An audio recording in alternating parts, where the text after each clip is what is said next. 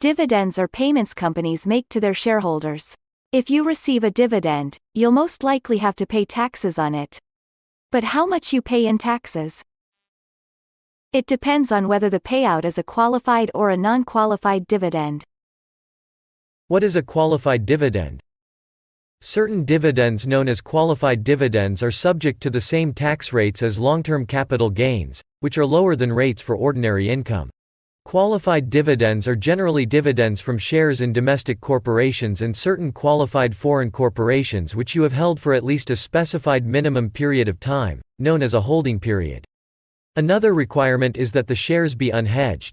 That is, there were no puts, calls, or short sales associated with the shares during the holding period. Qualified dividends are reported on Form 1099 Div in Line 1B or Column 1B.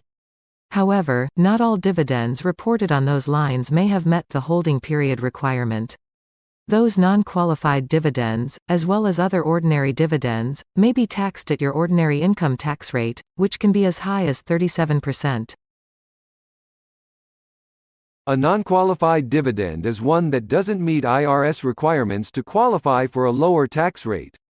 These dividends are also known as ordinary dividends because they get taxed as ordinary income by the IRS. Non-qualified dividends include distributions from certain U.S. entities, such as real estate investment trusts, REITs, and master limited partnerships, MLPs. Dividends paid on employee stock options. Dividends paid by certain foreign companies may or may not be qualified. Dividends that don't meet the IRS's minimum holding period to qualify for a lower tax rate. Understanding difference between qualified and non-qualified dividend is very important as they both are taxed differently.